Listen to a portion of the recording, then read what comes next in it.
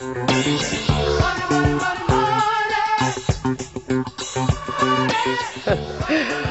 as we've been saying this morning, we're beginning a multi-part series about the explosion of the super rich in America. How about this stat?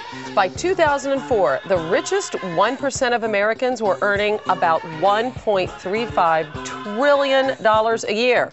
Now, that's greater than the total national incomes of France, Italy, or Canada, just to put it in perspective.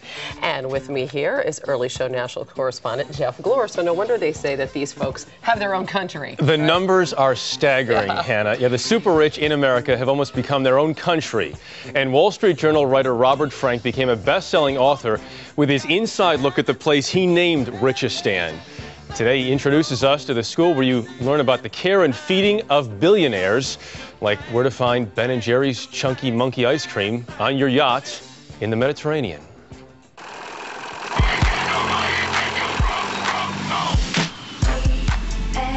The mega mansions, private jets, 200-foot yachts, $300,000 cars. Who do you trust to take care of it for you? The wealthiest always hired butlers. These days, they're called household managers. Martin and Janice Green invited us into their corner of Richistan. The Greens made a fortune in real estate, and they're about to move into a stunning 11,000 square foot penthouse in Cocoa Beach, Florida. Going from the guest quarters straight ahead up into the gardens, and this is their private elevator that comes from their garages up into the penthouse. This is Mr. Green's favorite room, the wine room.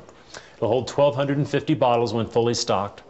This is where the ladies' bathtub will be? Yes. How much does this cost? The bathtub goes for $27,000. I think it's a necessity more than anything if you have a big business and you have to work hard. They did what every smart millionaire does. They hired their neighborhood bartender, and they sent him off to Butler Bootcamp, the Starkey International Institute for Household Management. What I do for them is make their life easy. When they come home, there's nothing for them to have to do. One thing that they really enjoy are fresh pressed sheets. So I do a lot of ironing. Learning how to make a complicated home run smoothly is not easy.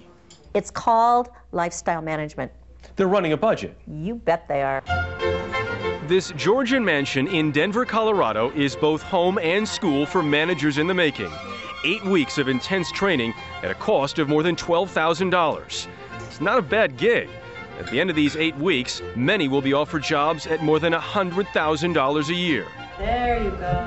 Mary Starkey owns and runs the school. We've built the best of the best in homes, in estates, and we haven't spent any time, really, about the software of service, the people. So I'm going to reach down, open. In one day, I learned things like the proper way to open a door. Hi, hi, hi. So, and it's all body language. Enter the dining room. When they get the signal, 2 taps on the kitchen door, students begin what's called the ballet of service, a complex routine where all the plates are presented in perfect timing. It takes hours of practice.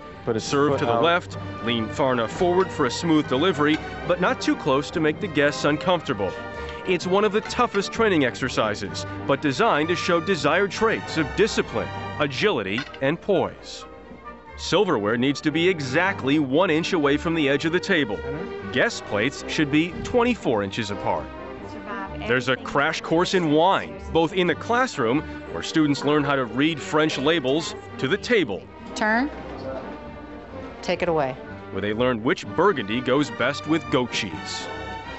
Then ironing, an art form all its own. It takes 15 minutes to iron a man's shirt properly. 15 minutes? Right, and you just work your way because you're working the wrinkles down. What have you learned here so far? That it is a lot harder to run a household than I thought. I was saying to my staff the other day, I'm not getting anybody but billionaires these days. There is a butler shortage today. There are simply so many big homes, and the demand for butlers is so large that salaries have gone up. In his book, Richistan, Robert Frank says household managers have become outrageously popular. Today's mansions are so big and so complex that you actually need a corporate-style manager to run them. Butlers, household managers, making 6 figures. And they should. That's commonplace now. You bet. Look at the level of property. Look at the level of responsibility that they're taking on. We must get the guys to check up the landscape. It's a responsibility that Kevin Stafford has embraced, from polishing the Rolls Royce to prepping the Lamborghini. The Greens know that I'm not going to say no. Could you imagine living without Kevin? No. No. I think I could live without her before. Starkey says it currently has 50 richest standing households looking for a manager.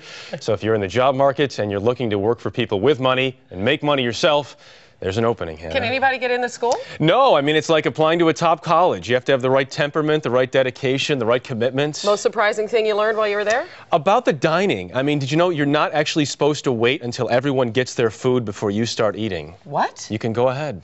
Really? And you always keep your hands above the table. Not your elbows, but your hands. Wow, Jeff, you're full of information. My wife wanted me to stay there. Yes, I'm sure she did. Tomorrow, part 2 of our Richest On series. We meet a guy who's worth $1.3 billion, and he says, "Don't call me rich."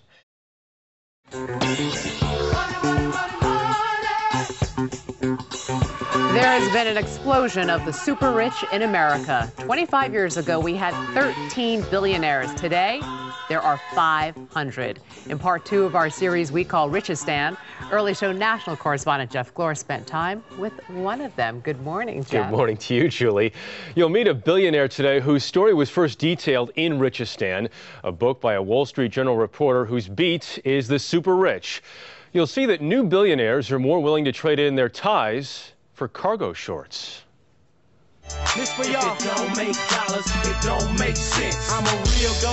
These days, the wealthiest of the wealthy are self-made, but still not self-satisfied. Meet one, Tim Blixith. Forbes says he's worth $1.3 billion. Most of it from the Yellowstone Club in Montana, which began as a vacation home for his family, but grew into Yellowstone Club World, an ultra-exclusive set of resorts, playgrounds for the rich, in France, Scotland, Mexico, and more. Members include Bill Gates, Dan Quayle, and Annika Sorenstam. Well, some people call it the Gulf Stream, but I call it freedom. Blixith jets around the globe in his Gulfstream G4. Retail price, $35 million. He is an elite member of Richistan, this country within a country. You've got the rolls, why not take it out more? Yeah, it's a little ostentatious. It even has its own class system. Lower Richistan, those worth between 1 and 10 million. Middle Richistan, 10 to 100 million. Upper Richistan, 100 million to 1 billion. And then the truly rarefied air, Billionaireville, where Blixith resides, however uncomfortably. Can I call you rich? No, you cannot. Can I call you a billionaire? You cannot. Even though you are. You can call me Tim. Good morning. Despite his vast wealth, Blixith thinks of himself as a regular guy. He begins every morning with the regulars at Starbucks. They spend their millions to make... He refuses to wear a suit and tie. If you're defined by your clothes, and if you're defined by your possessions, then you're undefined. Yet you have a lot of possessions. But that doesn't make me. There's somebody else's a second after I die. They're only rented.